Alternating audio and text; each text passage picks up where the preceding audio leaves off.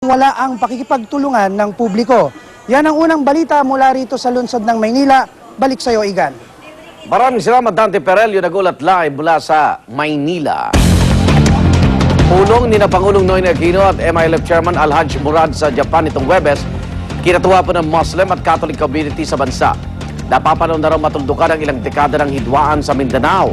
Narito ang report ni Steve Dailisan.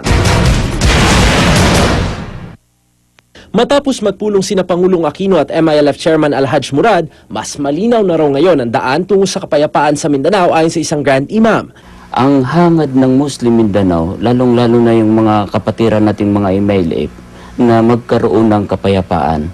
So, maisakatuparan ng utos ng ating mahal na Panginoong Allah sa pamaraan ni Propeta Muhammad sallallahu alaihi wasallam. Hindi lang kaysa isisiparit ang Muslim Mindanao, kundi paano magkaroon ng kapayapaan ng sambayan ng Pilipinas. Ayon pa sa ilang leader ng Muslim groups, sinseridad daw sa usaping pangkapayapaan ng susi para wakasan na ang ilang dekadang hidwaan. Tila sinusundan daw ni Pangulong Aquino ang yapak ng inang si dating Pangulong Cory na nanguna rin sa pakikipag-usap kay MNLF leader Nur Miswari noon. Ito'y isang bagay na hindi nagawa ng mga nakaraan. Ito'y isang bagay na pinapangarap ng kanyang mga magulang, pinapangarap ng sambayan ng Pilipino, at pinapangarap ng ating mga kapatid Muslim. Positibo rin ang pagtanggap ng Philippine Center for Islam and Democracy. Pinatibay raw ng pagpupulong ang kumpiyansa at tiwalang magwawakas na rin ang ilang dekadang hidwaan kung saan marami ang naapektuhan.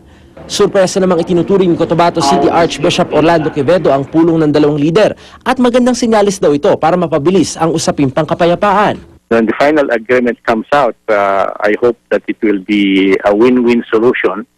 Maging si Vice President Jejo Marbinay, pinuri ang anyay magandang hakbang ng Pangulo. Hamon naman ni House Minority Leader Representative Ed Selagman, ilatag ng Pangulo ang lahat ng tinalakay sa pulong. Balik ng palasyo, dapat daw nakinig si Selagman sa briefing nitong Biyernes ni Government Peace Panel Negotiator Dean Marvic Leone.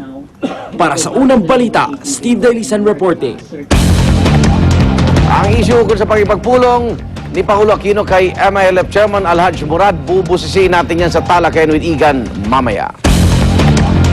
Samantala, Attorney Coco Pimentel, posible nang maiproklama bilang senador sa Huwebes. Ayon po sa Secretary ng Senate Electoral Tribunal na si Attorney Irene Guevara, magkakaroon ng on-bank meeting ang tribunal ngayong araw. Yan ay matapos si urong ng nagbitiw na senador na si Juan Miguel Zubiri ang kanyang counter-electoral protest. At oras na mailabas ang resolusyon, maaari na umanong manumpa bilang senador si Pimentel. Nauna nang sinabi ni Pimentel na nais niyang manumpa sa harap ng mga tagalungsod ng Mati sa Davao Oriental kung saan malaki ang nakuha niyang boto noong 2007 elections. That's very good news to me. That makes me very excited. If the proclamation will be received by me on Thursday, then that means I have to fly immediately to Davao by the following day. Kaugnay po ng balita kayo, makasap natin si Atty. Irene Guevara, Secretary ng Senate Electoral Tribunal o SET. Atty. Guevara, good morning. Magandang umaga. Opo, on schedule po tayo, Huwebes, maipoproklama na ng SET itong si Senador o si Atty. Coco Pimentel, Attorney? Yes, the draft petition will be included sa agenda ng meeting ng tribunal sa Thursday. Opo. So, expected na natin na mapupaklama na siya by then. Kung hindi ba nagbitiw si Senador Mig Zubiri, ganito rin ang schedule nyo? Hindi. Talagang napaaga. Although, kasi as of now, before the withdrawal, nagre-revise pa kami ng mga balota. And we were in fact still collecting ballot boxes from Quezon. Para, so, ang schedule namin is ng revision is until the end of September. So, kung and after that, matagal pa. Kung hindi nag-resign at hindi nag-withdraw ng protesta itong si Senador Mig Zubiri, kailan po yung talagang final resolution ng SET? Maybe mga more or less mga 6 months pa. 6 months pa? Mag-aahin pa sila ng kanilang mga ebidensya. Hindi pa kami nakakapag-hearing tungkol sa 75%. Okay, Attorney, sa Huwebes ba maglalabas kayo ng partial o official? Ano na, official decision na to. Wala na yung mga on the- wala na mga figures of vote, wala nang ganon? Magkakaroon pa rin siguro, pero ano na lang, overall, Ministerial na lang. at ministerial. Hindi kasi Meron pa rin finding, syempre. Kasi sabi Magkakaroon nyo, pa rin ng- hindi pa kompleto, di ba? May mga vote pa hindi, kayo. kasi since hindi na nga namin i-consider yun since Oo. na-withdraw na yung counter-protest. Pero yun namang sa protesta ni Pimentel, tapos na namin lahat yun. Teka, nag-withdraw ng protesta. Pero yung counter-protest yun. kung sino talagang nanalo, di ba? Oo. Di ba ang set to ay hindi po, ang Senate Electoral Tribunal ay kung saan re-resolve ng electoral protest.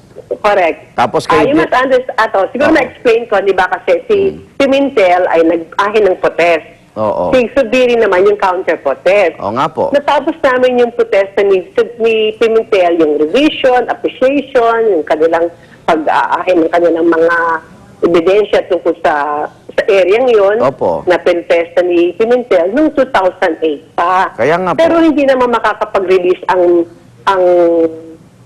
tribunal ng decision kasi nga meron pa kung counter-protest ni Subiri. Tama po. And you must realize that yung counter-protest ni Subiri covered around 70,000 precincts all over the land. Opo. Kaya medyo matagal po talaga yung naging proseso ng pagproseso ng counter-protest. Opo.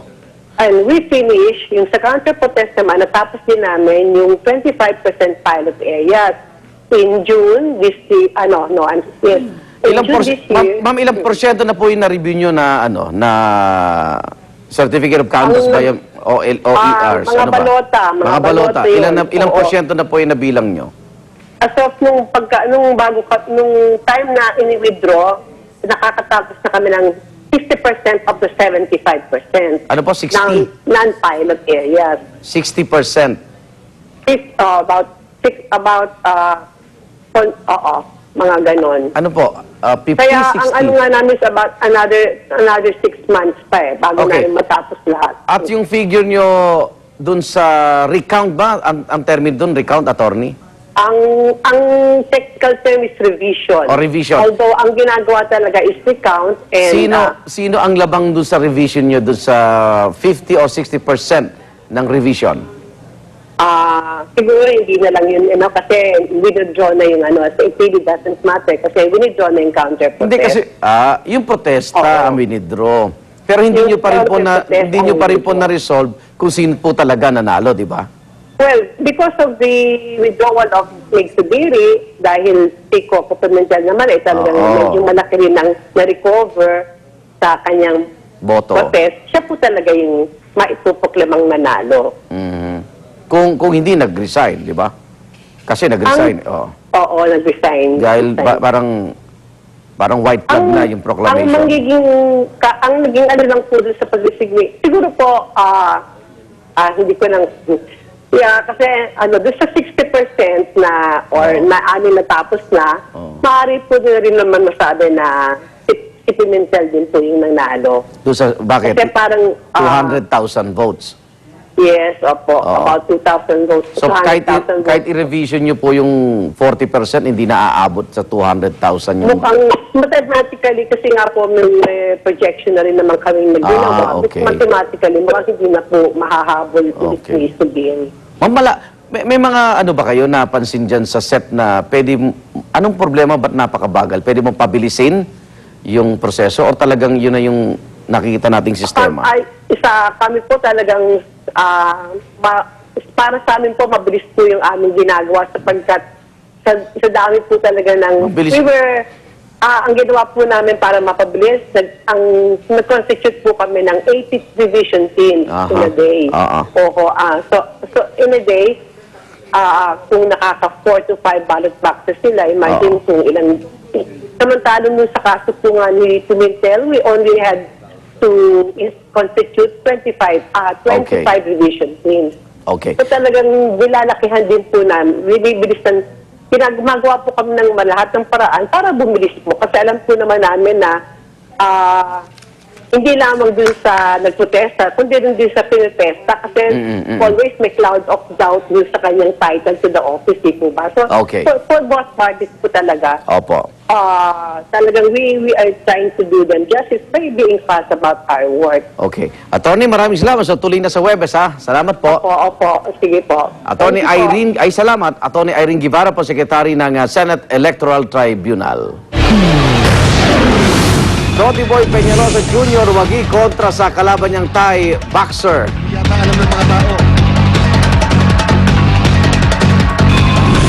At kampanyang humihikayat sa mga Pinoy na kumain ng gulay at isantabi muna ang karne tuwing Lunes. Inilunsad. Huwag pa uli, tutok lang sa unang balita.